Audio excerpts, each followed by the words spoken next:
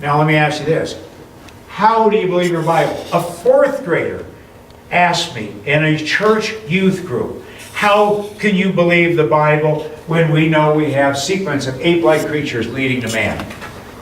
How do you believe your Bible? That's what a fourth grader asked me. Well, you asked the same question. What's the evidence? What was the evidence for this guy right here? Well, let's look at it. First of all, they found not only just the skull cap, but that's it. The skull cap. And out of the skull cap, they got the entire creature. Is that enough evidence to get this nice picture? Great artwork? Absolutely not, right? They don't have the evidence. So basically, when you ask that question, what's the evidence? You might be amazed. The only thing that was found was a skull cap. What about this guy? Wow, it was in the newspapers in 1922. What question should they have said in 1922? 1, 2, 3. What's the evidence? Well, one tooth. I like to say one tooth, the whole tooth, but nothing but the tooth.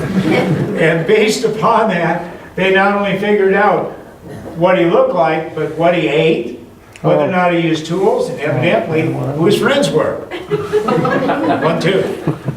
That tooth, however, did not belong to the original Nebraska man, as they said, but instead to the original Nebraska cornhusker. Ooh, I have to be careful of that one if I can stay in Nebraska. But in Wyoming cowboy territory, I'm okay here, right? No? Oh, no. Oh. Anyhow, Piltdown Man, yeah, it turned out to be what they said it was an extinct pig, okay? Still living today, by the way.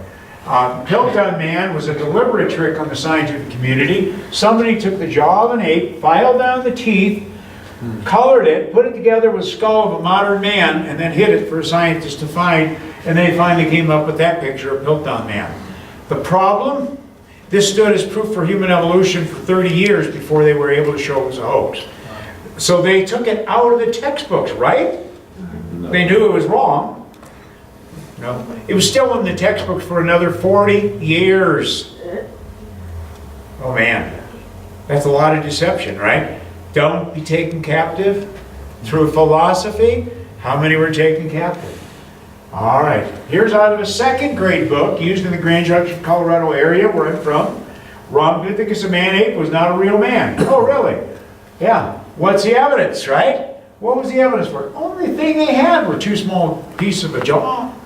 That was it. And from that, they got Mr. Rhompithecus on one page and the rest of the family on the next page of the kid's book. Is that stretching the evidence a little bit? Yeah.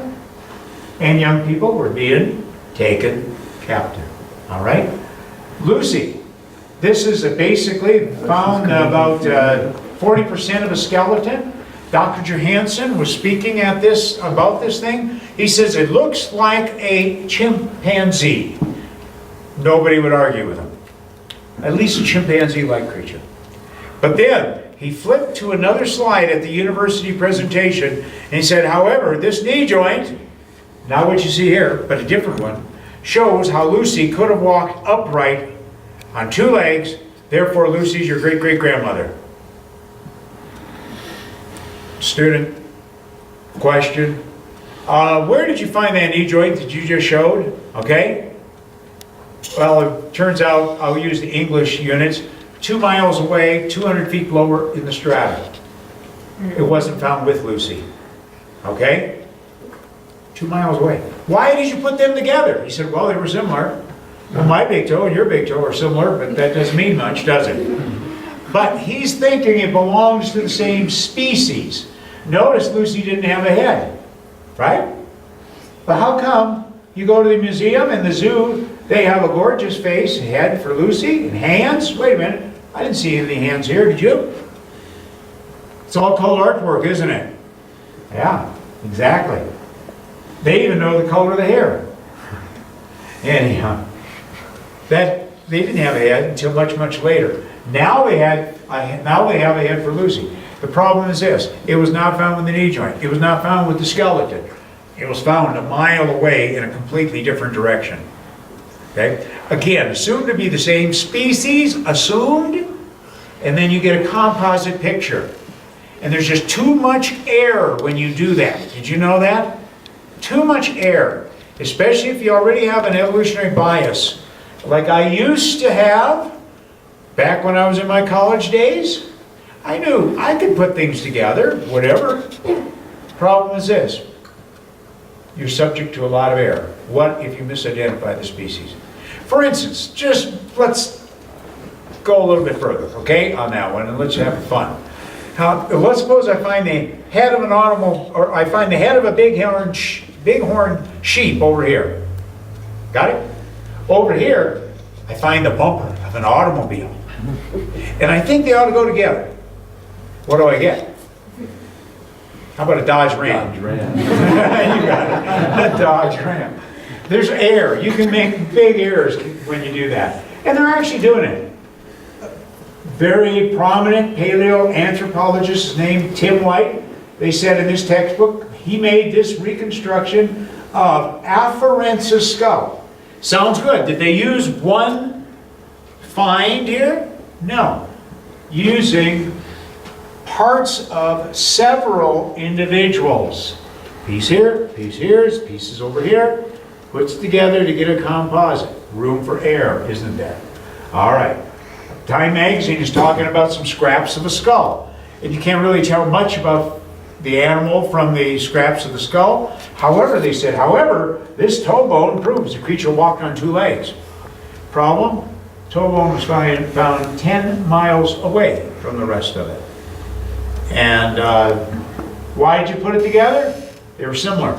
Thought to be the same species. Room for error when you do that. A lot of people don't know it. When you read National Geographic about Artie, or the science publications, etc., they never found the whole skeleton. You would think they did, wouldn't you? When you saw this in the pictures, you would think they had the whole skeleton. They didn't. In fact, the scientists say when they were putting this together, it was pieced together from 36 individuals. Piece here, piece there, a little bit fragment here. The hand that they always show you was found in a very different location and then assumed to be of the same species. And I'm thinking, wow, there's so much room for error in that one. Next time you see a new face on the block and they say, this is your Uncle Harry, okay? If you ask that question, what's the evidence? And do they really know that from that evidence? And then you ask, are these composite skulls put together from different regions? And the answer, yes. Oh my. Didn't know that one before, did you? You wouldn't, because they don't tell you that, do they? So your job, yours, is go tell your friends, ask what question? What's the evidence, right? That's what you have to do. And if you don't have any friends, go make some. Right? You have friends, I'm sure. All right.